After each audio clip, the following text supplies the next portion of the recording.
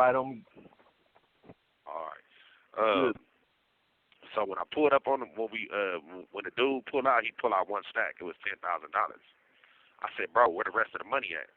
He said, man, that's all I got. I said, man, you want to lose your life over something quick? He said, all right. So he gave me another $10,000. I said, all right, man, don't play with me, man. So my bro, he started leaving. Just put it right there. My bro started leaving, so he said, yeah, all right, man, just give me, I said, bro, give me all the rest of the money. So he pulled out another stack, $10,000. I'm like, all right. So it was $30,000 all together. I said, oh, my God.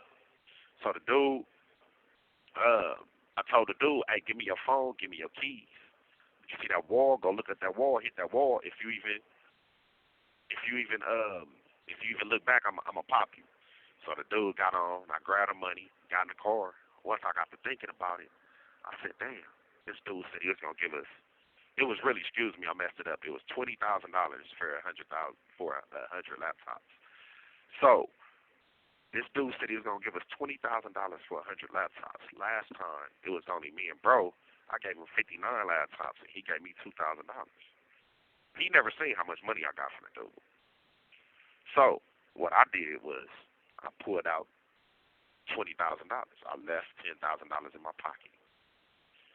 I gave my bro $10,000. I kept $10,000. I took that last one because you got me last time. I'm not gonna say nothing about it. I'm gonna let you think you slick about it. We go on. We make it home. I go buy me a new car. Get on. Do my little thing. I run into these two girls. These two girls, at the time, we chilling. And so, one day, they just chilling. They cool. I know one of them, but the other one, I don't know. One day they tell me, hey, man, can you take us to, to Orange County? So I'm like, man, what y'all want to go out there? They like, man, we just trying to handle a little business. So I'm like, okay, so I take them out there. So they pull out their money.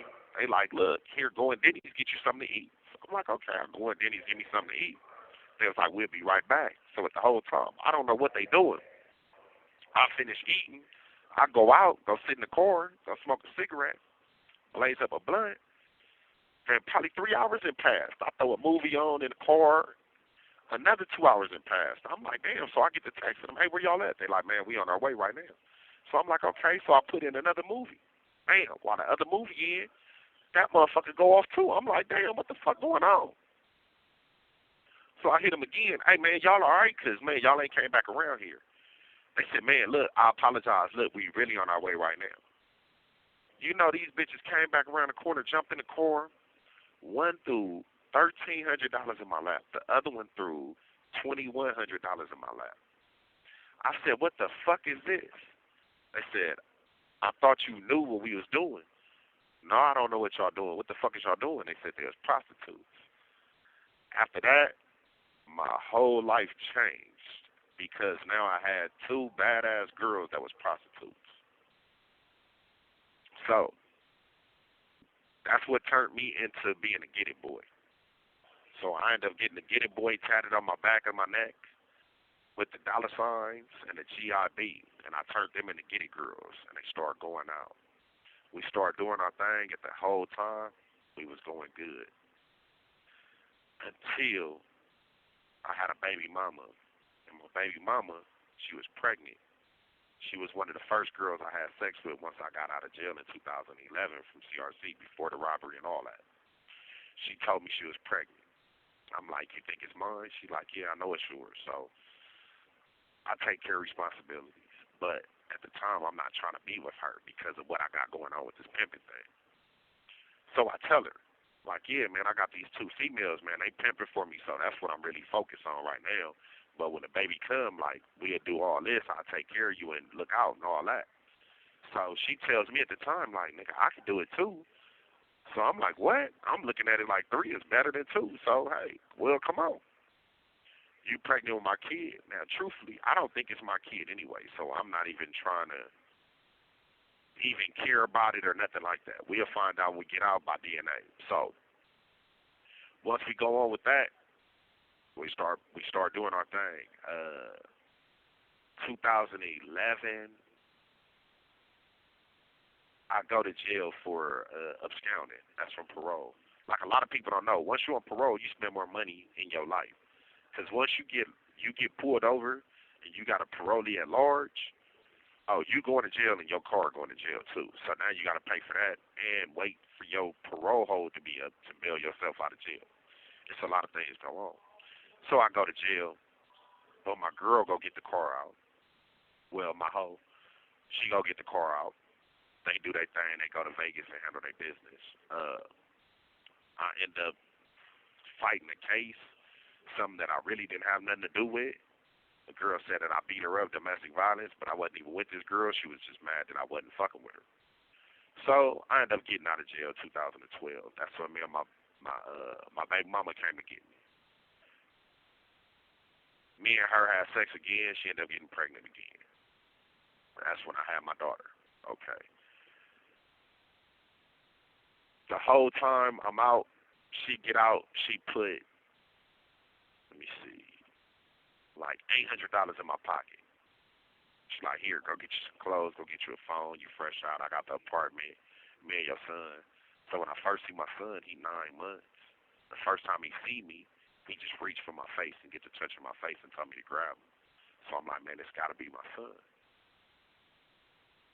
So after that, she started hoeing again.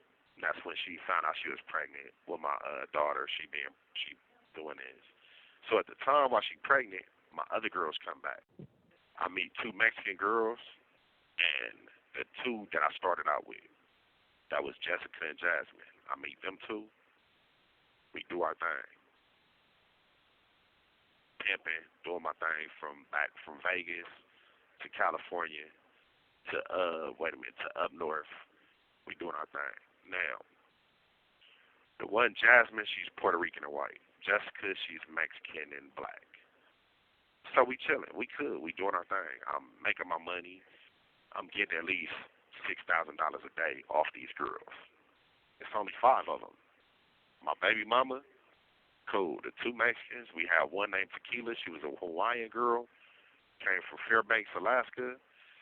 And the 2 girls that I already had met. We doing our thing, man. I'm winning. I'm having fun. I'm doing good. Until I started doing my little music thing.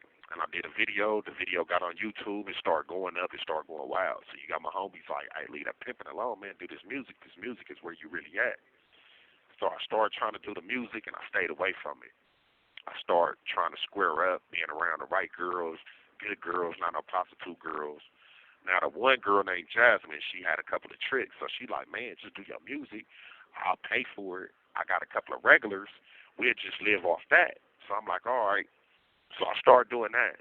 My baby mama was mad because my daughter was born, and I wasn't being around her. I wasn't chilling with her. I wasn't being with her. I got the girl name tatted on my neck big. So she mad. So I guess one time she went out and she started doing stuff herself. So she get caught up on some pimping and pandering charges. And once she got caught up on them pimping and pandering charges, she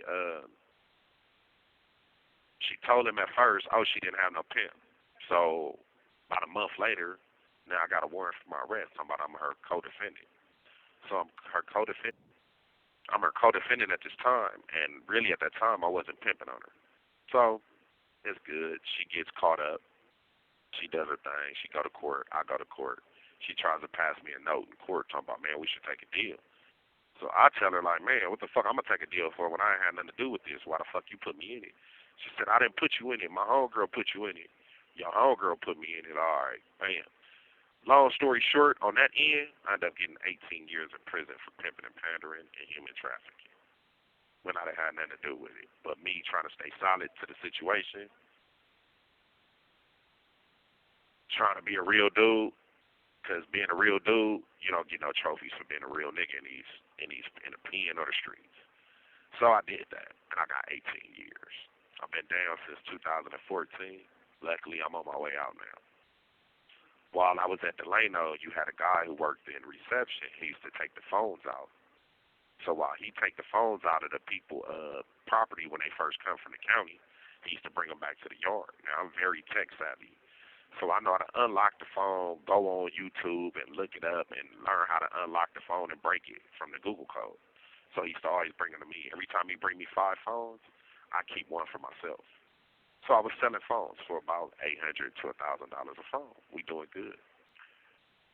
The dude comes at me and he comes back after the pandemic because they stopped buses from coming in. This was last year. The dude comes in, he comes with 10 phones. Hey man, can you bust these down? You keep 2, give me 8. All right. So one of them was a S9 Galaxy, so it was like kind of funny to unbreak. So when I finally unbreak the motherfucker, I'm good. But the same morning, the Goon Squad come in the building. That's all we heard. So me, quickly, all I have is enough stash spot for 1 phone. So I got 3 loose phones out. So I tell my phone, Sally, we trying to break the phones and flush them down the toilet. We flush the phones down the toilet. So we all go out to the yard. They search the building. They come back. They don't find nothing in my cells. So the dude like, hey, man, what happened with the phone? I'm like, man, I flushed that down the toilet. He like, why would you do that? Nigga, I'm not finna get caught with no phone. So he like, man, I'm going to go talk to the Crips. Like, nigga, I don't give a fuck who you go talk to. So we go talk to my homies. My homies come back. They come back to the building, and they talk to me. Hey, man, what's up with that? With old boy? I'm like, man, I don't give a fuck what he talking about. He a Fresno nigga, first of all. Like, whoa, whoa. They like, well, you got to pay him his money. Nigga, I'm not paying him nothing. So they like, man, you got to pay him his money. Nigga, I'm not paying him nothing. So they like, all right, man, well, woo, we gonna holler at you, come outside. So when I go outside, I already see the DP crew sat there. So I'm like, these fools trying to DP me. Nah, leave it there. So I already see the DP crew trying to the DP crew trying to get off on me. So me being smart, I just come out and I get off on the first dude. Boom, bam, knock him out. The second one try to swing on me and miss. I 2-piece him. Boom, bam, he fall. So the third one is timid now, trying to get off on me because I just knocked out 2 people. So I see my other homies jumping up off the table and they whipping out their knives like, nigga, we gonna stab you. I said, nigga, what? I'm out of here. That's how I transitioned over to S&Y. So now I'm over here on S&Y with a little bit of time left. I should be going home in probably like 4 months, getting up out of here.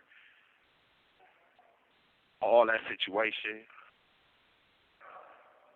is a bad situation because it messed off a lot of things in my life, and it was over a tricky situation that didn't even happen both times. The way that pen is now, the politics is backwards. If you got money or you got a sack, you can be on any yard you want to with fucked up paperwork and all that. It's not the same anymore. So what's the deal of me sitting over there on a GP yard with people who telling and doing all this stuff anyway? When I transition over to an S&Y yard, you look at me different. It's not nothing different. Don't look at me different, but people look at you different. That's my time. I gotta go. Y'all keep your head up outside.